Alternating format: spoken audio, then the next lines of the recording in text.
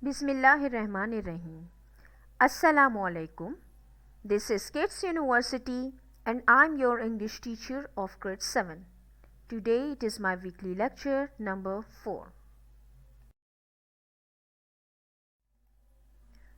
Today we are going to learn about preposition, and in preposition first we will learn about its definition, kinds of prepositions, functions of prepositions, prepositions and adverbs.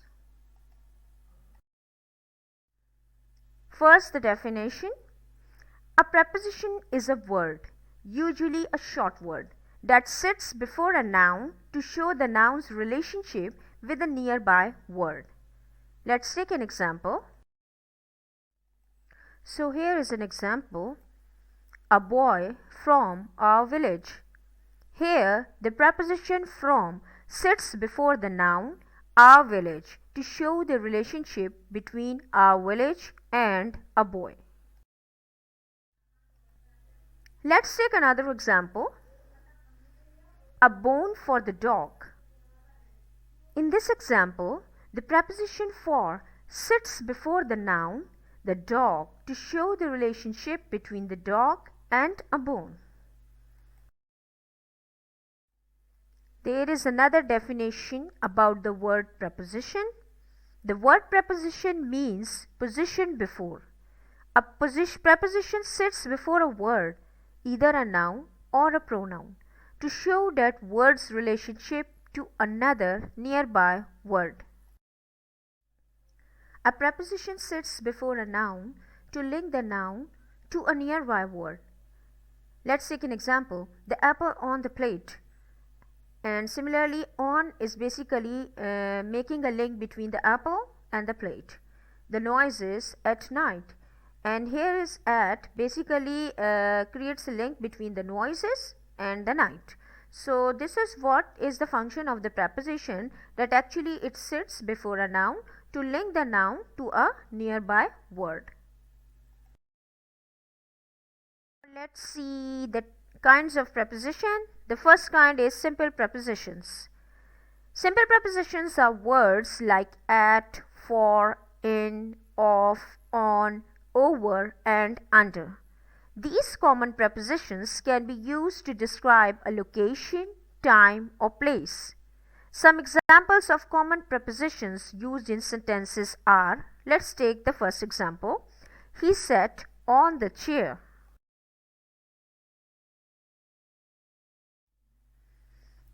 Here are more examples. There is some milk in the fridge. She was hiding under the table. The cat jumped off the counter. He drove over the bridge. She lost her ring at the beach. The book belongs to Anthony. They were sitting by the tree. We are running in the gym today. So all these examples are simple preposition examples.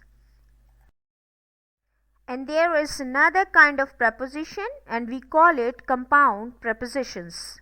Compound prepositions or complex prepositions consist of two or more words, usually a simple preposition and another word, to convey location.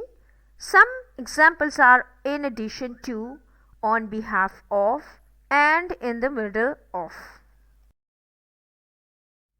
Here are the examples of compound prepositions in a sentence or in sentences actually. Let's see sentence number 1. She sat across from Mary. I attended the meeting on behalf of my company. We were in the middle of the storm. He has gym class in addition to his regular classes today. He picked up the penny from beneath the couch. Aside from singing, she also plays the piano at the club. So these are all the examples of compound prepositions. When we talk and discuss about compound prepositions, so there is another definition of compound prepositions, that there are some words that are always used with fixed prepositions to convey specific meaning. and such words and prepositions functions as a single unit, and the combination of words in such a group is fixed. However, the same word can be used with different preposition to convey different meaning. And here is a table first, and you have to look at the table and for a few types and examples of compound preposition. And the first example is verb followed by preposition, and the word is apologize followed by for. Let's take a sentence example. He will apologize for his mistake. Apologize followed by to. He will apologize to you. Hope followed by for. We hope for good scores in the examination. Decide followed by on or upon. Have you decided on the language you want to learn? And then adjective followed by preposition. Grateful followed by for. Let's take a sentence example. She is grateful for her neighbor's help. Grateful followed by to. She is grateful to her neighbor. Polite followed by to. You should be polite to everyone. Pleased followed by to. I am pleased to meet you. Then preposition means with another preposition or followed by another preposition. In case of, please use the stairway and not the elevator. In case of fire. With regard to, I am writing to you with regard to your query about the cause. In view of, security has been tightened in view of the recent thefts. In place of, Mr. James will be teaching us in place of Mr. Nasser. So this is how the compound preposition is classified into verb followed by preposition, adjective followed by preposition, and preposition followed by preposition. And there is another classification of compound preposition, and it is called noun followed by preposition. So this is how we today discuss about the compound preposition and how it is classified. It is classified like this. There is another kind of preposition, and it is called participle prepositions. Now let's see its definition. Participle prepositions have endings such as ed and ing, and the examples are words such as considering, during, concerning, provided. And let's talk about another definition of participle prepositions. Participle prepositions are present or past participles of various verbs which, together with a noun phrase or a clause, function as prepositions. And let's take an example. She is interested in anything concerning horses. He works one job during the day and another at night. The dog kept following him home. All the neighbors were there, including the new one. The principal was asking questions regarding her behavior. Considering his age, he did a great job. As I have already told you previously that in all these sentences, you have noticed that participle prepositions are either present or past participles, and it function in one sentence as preposition. And this is, you have to remember that when we are using participle preposition, so it always function as a preposition in a sentence. And now there is another kind of preposition, and it is called adverb particles and prepositions. And first we will discuss about the function of adverb particles. So some verbs are followed by adverb particles. Examples are put on, take off, give away, bring up, and call in. Let's take the sentence example to make the things more clear. He was brought up by his grandmother. Sometimes the particle is detached from the verb and put after the object. Let's take some more examples. He took his boots off. Next example, they called the doctor in. Another example, John put his hat on. Another example, he threw the apple away. And the last example, you must send them back. So this is how we use adverb particle in sentence, that sometimes we detached it from the verb and we use it in an object place, as you are seeing. So this is one function of adverb particle, that it function as when it function as an adverb. Now let's talk about another function of adverb particle when it function as an adverb as well as a preposition. Means we have to discuss both of them in the next slide. Okay, now let's talk about prepositions and adverbs and adverb particle. So there are words that function both as prepositions and adverbs. I have already told you earlier when I told you about the adverb particle. And prepositions however are accompanied by nouns or pronouns, whereas adverbs are not. In other words, preposition require an object unlike adverbs. So let's take the sentence example. First, the adverb. The bell rang and the students ran in. Here it modifies the verb ran. And now let's see the preposition. There is no teacher in the classroom, and here it requires an object, classroom. Now see example number 2. I'm sorry I couldn't call before. Here it means to say, it modifies the verb call. And when we talk about the preposition, so at the function the chief guest arrived before the organizers, and here it requires an object, organizers. So if you are talking about adverb particle, it function both as prepositions and adverbs, and this is the difference between the adverb when it function as an adverb and when it function as a preposition. Now here is one more game activity today, and in game you have to find out that where are the animals in front of, between, over, in, next to, on, behind or under. So let's start. Okay, the first blank. The turtle is blank, the table, behind, in, on or under. So what is the correct option here? So just guessed it. Okay, yes, the turtle is on the table. This is the correct option here. Okay, now let's see number 2.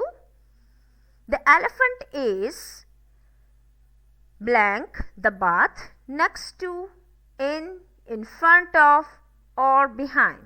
So what is the correct preposition here? And the correct preposition here is, yes, of course, the elephant is in the bath. So this is the correct option here.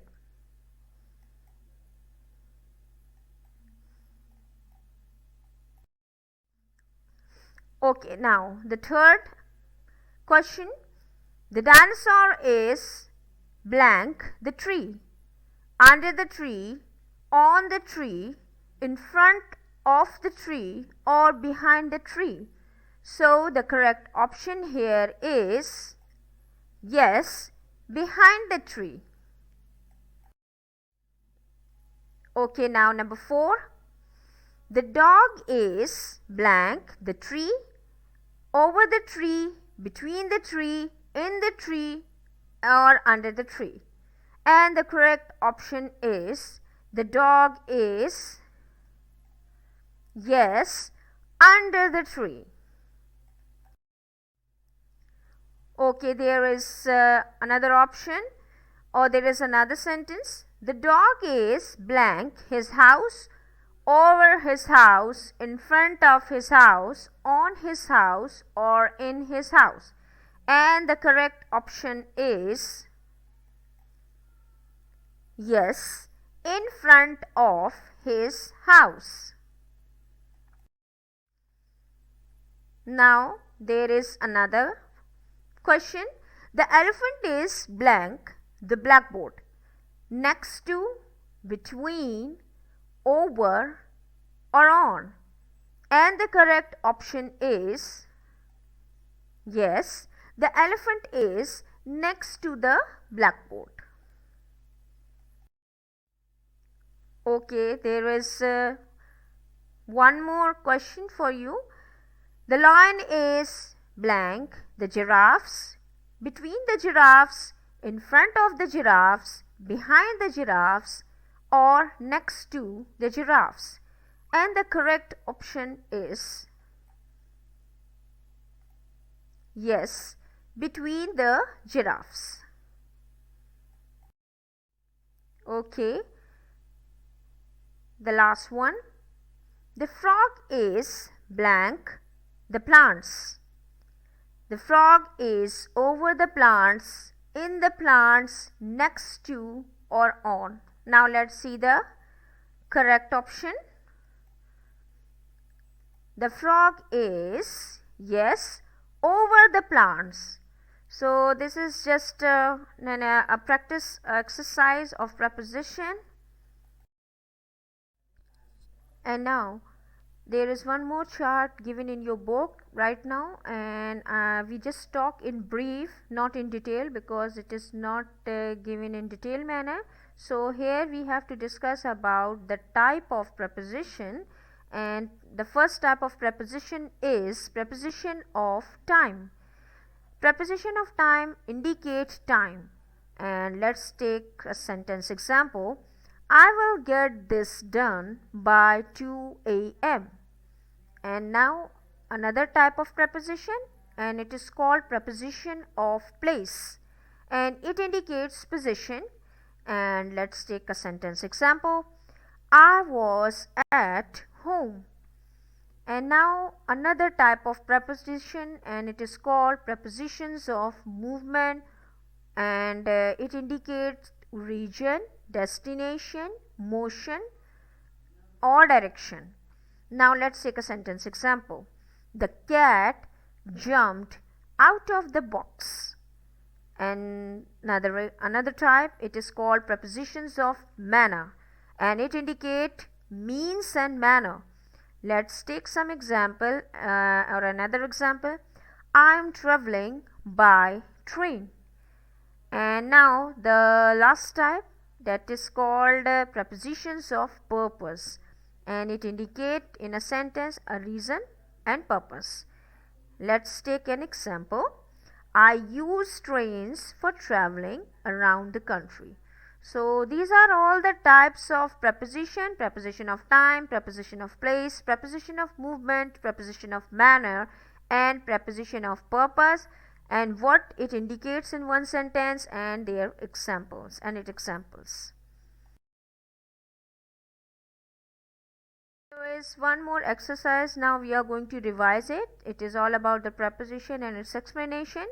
And the question is, choose the correct word to complete the sentences given below. Let's see the first sentence. Asad's fever has come down since Friday. He has been absent for a week ago. So here in the blank we use prepositions since and for. Since is used when we talk about, since preposition is used when we talk about a time which is accurate, and for is used when the time is unknown. Now let's see sentence number 2. The child sat between his father and mother among the parents of all his classmates. Here when we talk about preposition between, it is always used when we talk about only two persons, and the preposition among is used when we are talking about many people. Okay, sentence number 3. There are mosquitoes in the room. They flew into the room where the door was open. If we talk about preposition in, so preposition in is used when something when we are using in a manner, means something which is inside but it is in motionless condition, it is not in movement. But when we talk about preposition into, so preposition into is used when we talk about anything which is in a moving manner, anything which is in movement, or anything which is expressing movement or action with the result that someone or something becomes enclosed or surrounded by something else. So this is how we use preposition in and into in a sentence. Okay, let's see sentence number 4. You may sit beside me. I will give you a drawing book and pencils besides a storybook. And here we use, if we talk about preposition beside, so preposition beside is used when we talk about next to, and a preposition besides is used when we talk about anything apart from or in addition to. It is also used in a sentence like this. I will give you one more example. I have no other family besides my parents. So this is how we use beside and besides in a sentence. Let's take example number 5. If we talk about preposition to and towards, and let's see how we use it in a sentence. We went to the market in the morning and walked towards the river front in the evening. So preposition to is basically used when we are talking about the direction, but when we are pointing to a specific direction, means in the direction of, so then we use preposition towards. So we went to the market in the morning and walked towards the river front in the evening. So this is how we use preposition to and preposition towards in a sentence. And now another sentence. This tabletop is made of glass. My breakfast fell off it in the morning. Now how and what is the difference between preposition of and preposition of, and what is the difference between two? The difference is of the spelling, that when we talk about of it is single of, and when we talk about another of we use double F. So when we talk about a single of, it is expressing the relationship between a part and a whole, and like in this manner, that this table top is made of glass. And when we talk about means my breakfast fell off, so it means at anything which goes down. Here it means in the sentence like this. Now the last sentence. My father was inside the drawing room when I was playing outside. So here preposition inside means to say that when we are expressing the word inside, or so it means to say anything which is we are using in inner manner, means we are talking about something which is which we use in an inner manner, or anything which we talk about situated with the boundaries or confines of. And I'm giving you another example. A radio was playing inside the flat. So this is how we use preposition inside. And if we talk about preposition outside, so preposition outside meaning, when we talk about its meaning, so it means to say the external side or surface of something. But when it is used as a preposition, so it means to say it is situated or moving beyond the boundaries or confines of. And I'm giving you an example of preposition outside. Another example, that there was a boy outside the door. So this is how we use preposition inside and outside in in sentences. And the home assignment of today is, we have discuss about the adverbs in our last week, and adverbs position, the part 2 of adverbs and its position. So now you have to do exercises A, exercise B, exercise C and exercise D in copy, and it is on page number 81, 82, 83 and 84. In exercise B, you only have to do 5 sentences. In exercise C you have to do 5 sentences, and exercise D also you have to do 5 sentences, because in all these exercises there are 10 sentences given. So I am just giving you the half exercises, and I hope you understand today's lecture very well. Stay safe and stay blessed, and Allah Hafiz.